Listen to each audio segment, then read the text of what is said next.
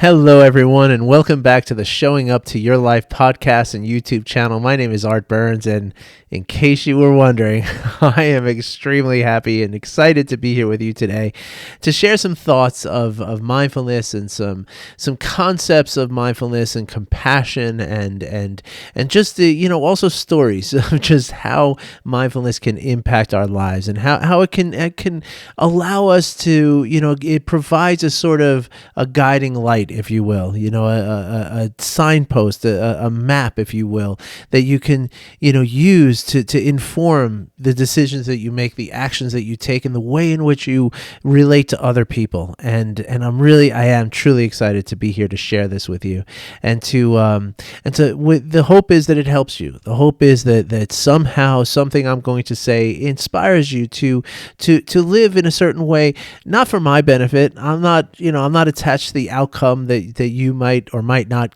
attain through this work, but really it's just small changes that you can make so that you can be happy. That's what I want. I want for you to be happy.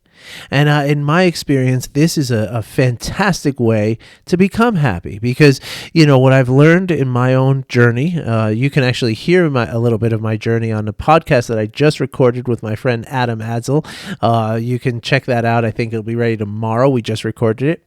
But in my own journey, I've realized that doing this work, right, kind of, stripping away some of the emotional baggage that comes from the clinging and the aversion that we feel towards our experiences, and the emotions of anger and grief and shame, or any one of these, and the stress that's involved, anxiety, depression, all of that, right? Those are the things that are taking our happiness away. Those are the things that are blocking us from achieving our happiness. And those are the things that are actually creating like sort of a distance between ourselves and the life that we're trying to live. When we're overwhelmed with the stress or the anger or again, whether, we all deal with things in a different way, right? Some people are going to, naturally become more of an angry kind of thing. That's the way I grew up. When I experienced stress and I experienced the fear that causes the stress, the next step for me was to go into an anger, but for a lot of people, it's not the next step. It's more of a shame thing or a guilt thing or an isolation thing, right? A lonesome kind of thing, right? Well, whatever that is for you, right? That thing, that emotion that you carry around with you all the time is the thing that is standing in between you and living your life, right? It's creating a space. It's almost like, as Ram Dass says in one of the talks I recently listened to, he says, we wind up thinking about life instead of living life. Does that resonate with you? If it does, you're in the right place, because that's not what we're doing here. We're not thinking about life. We're living life, and we're living life moment to moment, and we're doing so with a measure of acceptance and a measure of compassion and a measure of curiosity that is going to eliminate the judging that we have of the experiences in our lives, which is what creates the clinging and the aversion, right? It's at that judgment point. That's when it happens. It's not something where we have to say, okay, well, this is we have to like undo the clinging and the aversion. I mean, of course, it's great to address those things directly and to understand them, but really, if we're looking at the clinging and the aversion, we're already looking at like the second stop on the train.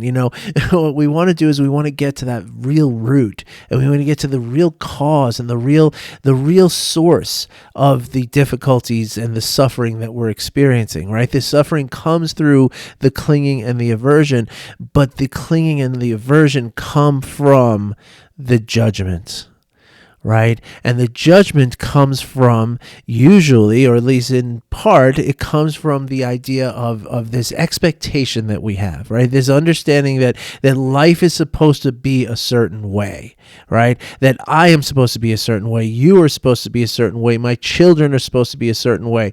The weather is supposed to be a certain way.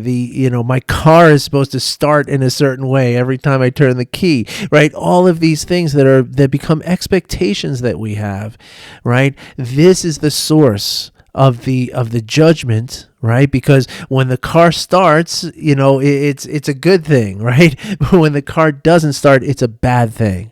Right now, of course, I'm not suggesting that you should celebrate when your car doesn't start in the morning when you head into work. That's obviously a very difficult thing to handle, and it's a struggle, and it's a unnecessary struggle that you can't just you can't just blow it off, right? But again, it's that judgment, right? To say that this is a bad thing, right? Because once you label it as a bad thing, what are you going to do? You're going to avert from it. You're going to push it away. You're going to say, no, I don't want bad things in my life.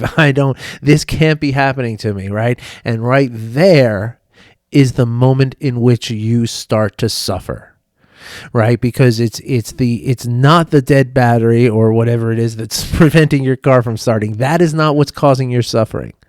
It's the non-acceptance of that thing that's making you suffer, right? That's not to say that in the absence of suffering there is nothing but bliss, right? And that's another point of this, right? And that's kind of the whole point of what we're talking about here with mindfulness is that it's not either or, right? It's not it's not either suffering or bliss. Right? It's the fact that life is going to be difficult, right? Nobody, you didn't get a contract when you were born, right? Or before you were born. You didn't sign a contract saying that everything was going to be fine, everything's going to be perfect, and every day was going to be happy and no problems at all, right? And in fact, it's those problems in our life that give a little bit of richness to life, right? Of course, we don't want our car to break down every day, but once in a while, it humbles us. It brings us back to the reality that, yeah, you know what, I'm dealing with this machine here, and it's not a magic machine, and sometimes things go wrong. And when we can, when we allow ourselves to turn towards those things that go wrong, right? That's when we can practice this acceptance, and we can say, and because if we can do it on something little, right? Like a car not starting or a traffic jam or somebody putting the wrong toppings on our pizza or something like that, when we can practice it in those little moments, well, then when the big moments happen in our lives, the big, real difficult things that happen, the loss of people in our lives, the loss of pets in our lives, the injury, the damage, the big stuff in life, if we've practiced it on the little things, then we have a shot to actually apply it to the big things, right? I told you a personal story the other day where I was attacked by two people and I was nearly killed, right? And there was damage that was done to me. There was injury that was done to me. And I needed to go through therapy to fix that damage. Okay, there was damage done to my psyche and there was damage done to my body. And I needed, physical therapy and psychological therapy in order to heal from those wounds, right? But that wasn't the suffering. Right? Of course, it didn't feel great to be in pain and to have this broken thing happening, right? But the suffering was when I was lying in bed at night and I couldn't fall asleep because I kept running over what had happened and thinking like, oh gosh, if I had only done this, if I only done that, if those people had only done this other thing, then none of this ever would have happened, right? That's where my suffering was. Right? The pain is something that we can deal with, right? Pain, we can reduce our pain through medication. We can reduce our pain through certain movements. We can even reduce our pain through acceptance to a certain degree, right? You're still going to feel the pain, but whether you accept that pain and allow it to happen and process it and let it unfold and let it pass, or we're going to cling to it and say, oh, no, I'm in such pain. I hate this. This is terrible, right? One is just pain. Right? One is just a non-identified experience of your body. The other is suffering. Okay, I hope that makes sense to you. I hope that really resonates with you and that it's understandable. And if it's not, I really want to hear from you, okay? Because this is something that people don't understand so much. It's maybe hard to grasp a little bit, right? A lot of times when I talk in these terms, people say things like toxic positivity, right? And I agree with that, right? It's not about saying that, it's not about going and saying, I'm going to go meditate so that I don't have to think about the bad things that are happening in the world, and I don't have to think about people who are living in poverty and living with crime and living with military attacks on their home and things like this, right? It's not about avoiding that stuff, right? It's about turning towards it and accepting it for exactly what it is. Now, in that acceptance, it doesn't mean that you can't do something, right? You can go volunteer for someone who's suffering you witness, right? You can help. There's lots of different things you can do. You can donate money, you can donate time, you can donate resources of all kinds of ways to feel like you are doing something to positively impact the lives of people who are going through the struggles that you see and suffering that you see, right? So it's not about bypassing it or breaking from it or somehow hiding from it. It's actually about embodying it and turning towards it and witnessing it. And in that witnessing, you are suffering with them, right? And you are really fully present with their suffering. And that is a noble thing to do, right? Because again, not only is it changing you in a way that you are learning about, through the suffering that you're witnessing in others, you're learning about your own suffering, and you're learning about your own, a lot of times when we look at somebody who's starving and we realize, I have a refrigerator full of food, it gives me a new appreciation of what I have, right? Doesn't mean that, it shouldn't be guilty for me to have a refrigerator full of food in the world that I live in just because this other person is starving, right? It's not about that either, right?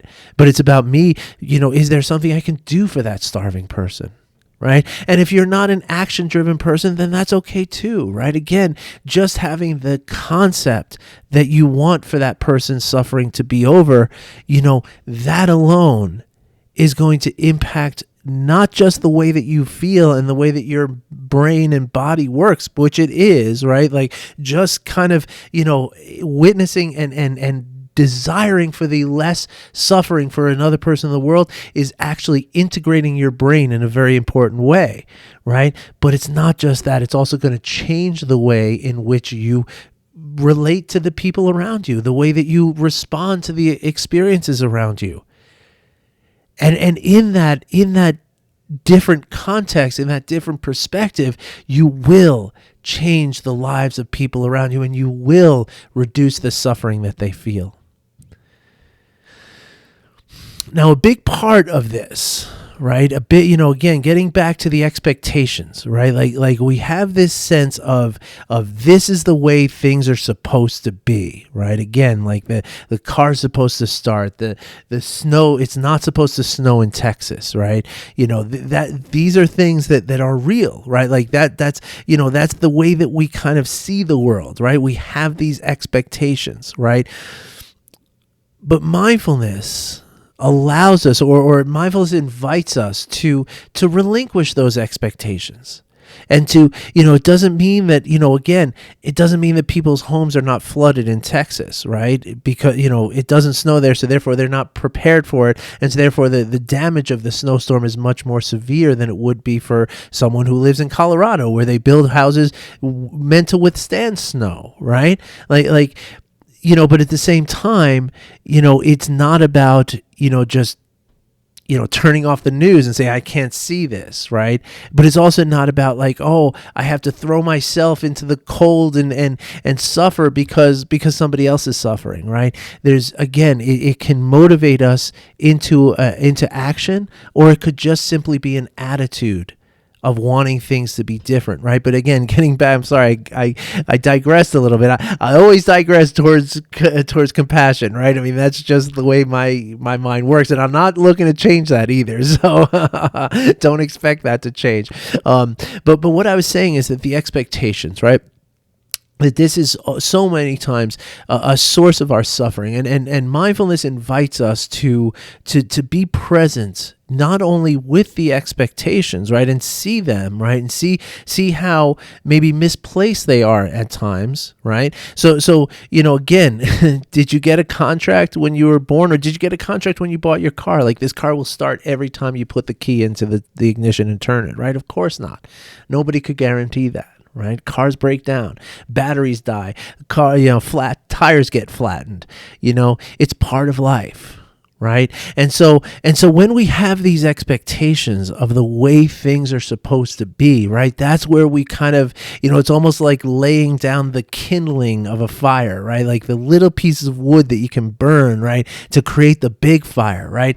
Well, those expectations are kind of the kindling, right? But they're kindling for emotions that are not going to serve us, right? Because let's face it, right? At some point or other, something is not going to go exactly the way that you expect it to go, right? I don't care how you live and who you are or where you live, right? Even people who have immense amounts of money, things are going to go wrong sometimes, right?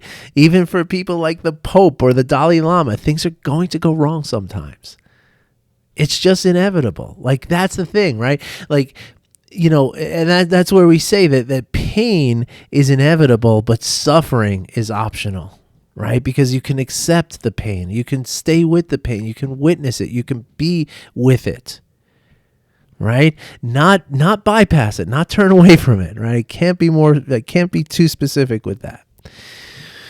So, but today I want to talk about, the concept of these expectations and how defining these expectations can be. I'm going to tell you a story of a time when I was a long, long time ago.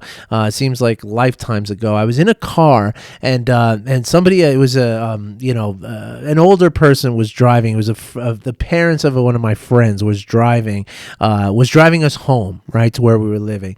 And I wasn't a little kid, right? It was like a Thanksgiving dinner or something like that. And so we got a ride back to the city.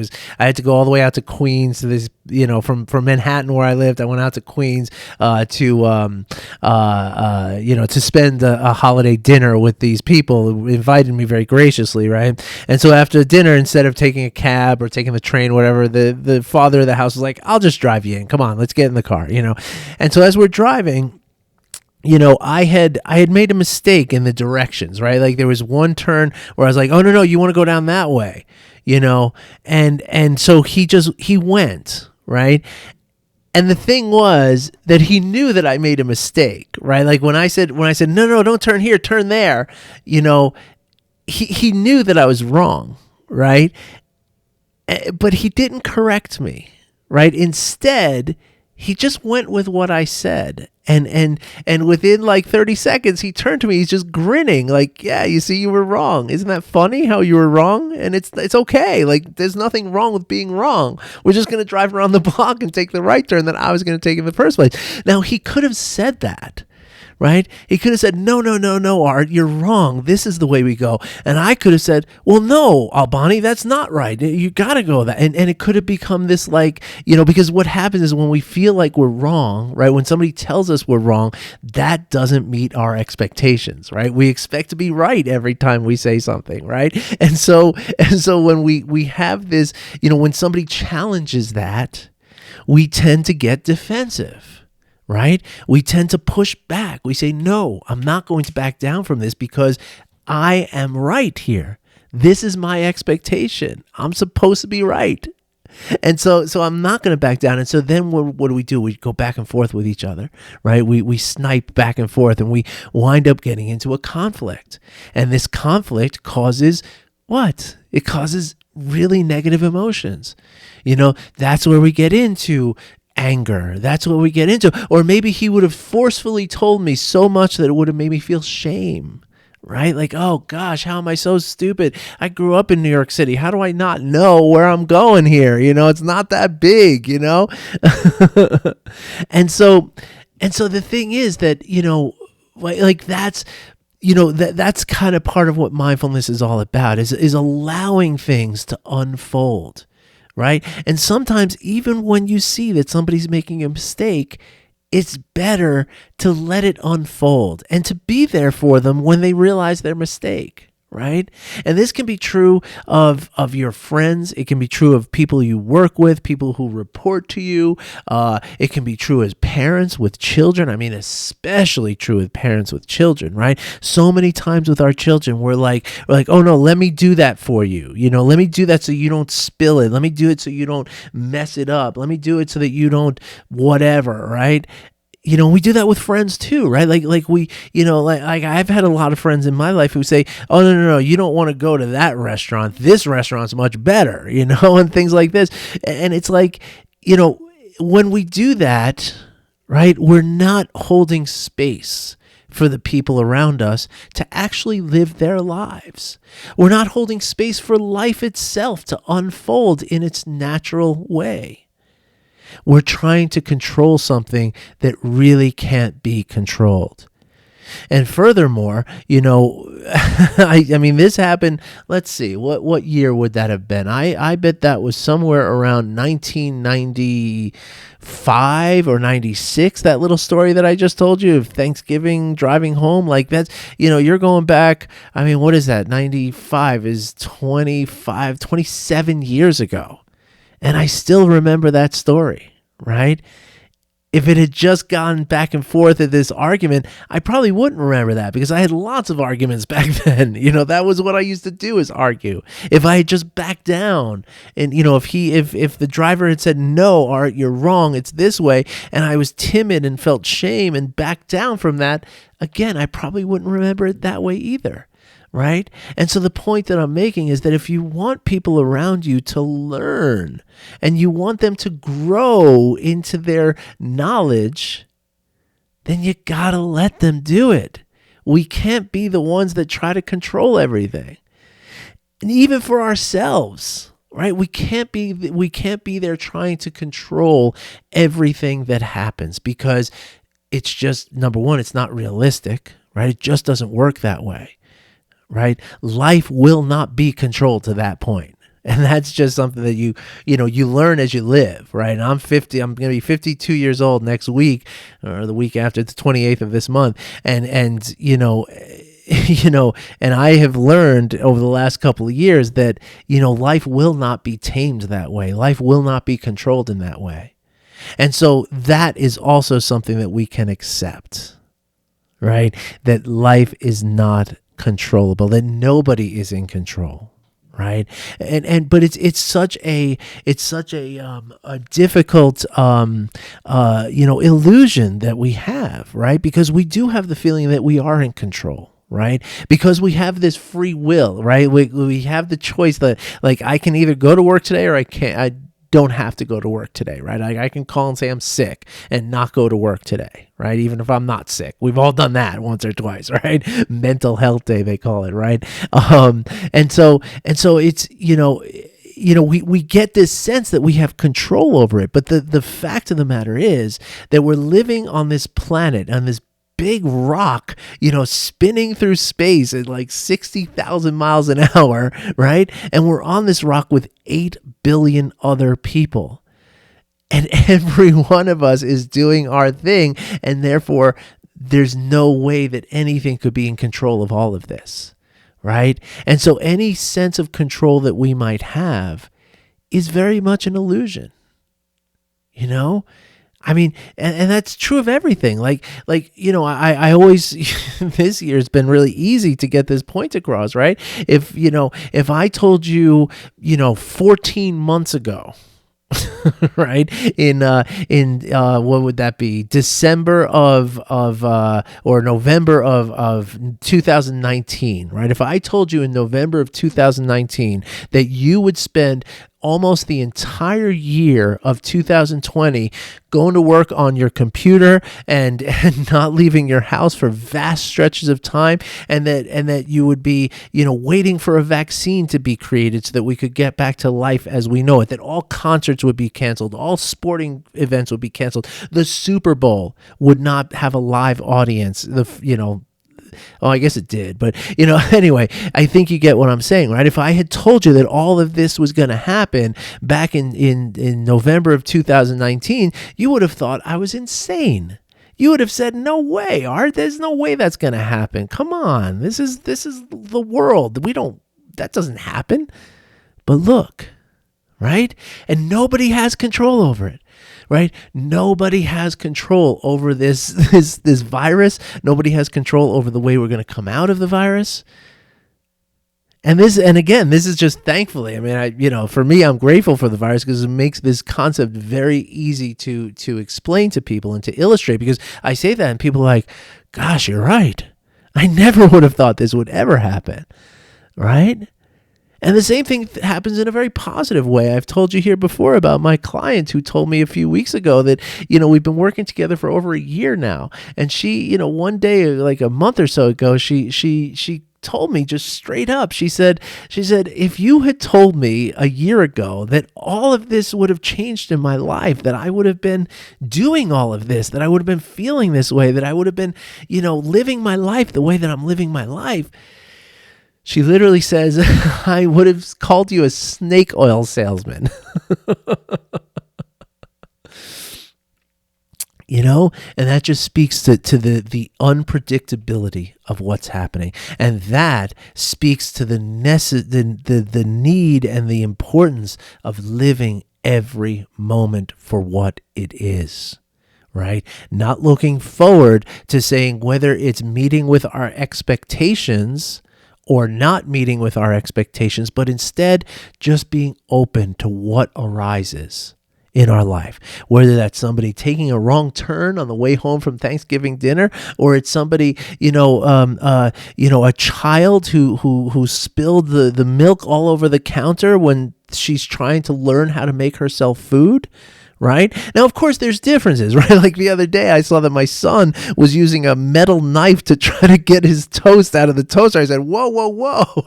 That's something that we should try to control. But that's education, right? And that's not something where we're looking to let my son learn from getting, thrown across the room with an electric shock, So, of course, there's a real, kind of realistic boundary to what I'm talking about, but in most cases, allowing life to arise is really the key, right? Because then what we're doing, again, we're taking away that buffer, right? That emotional buffer that's caused by the clinging and the aversion and the judgment and the expectation, right? We're clearing that out so that we can have a more direct experience with life. Right? But it's only when we can drop the expectations. It's only when we can drop the judgment and the clinging and the aversion that it causes. That's when we can actually be here. That's when we can show up to our life in real time with everything we have. And that is when we can really live our lives. I hope you found this helpful. I hope you found it interesting. I hope you found it exciting or entertaining, or I hope you found something in this. And if you did, then I'm very grateful. And if you didn't, I'm going to try again tomorrow. All right. Thank you, everybody, for being here today. Thank you for listening. Thank you for watching. I really appreciate you. I really, really do. And I'll be back again tomorrow. I wish you well. Take care, everybody.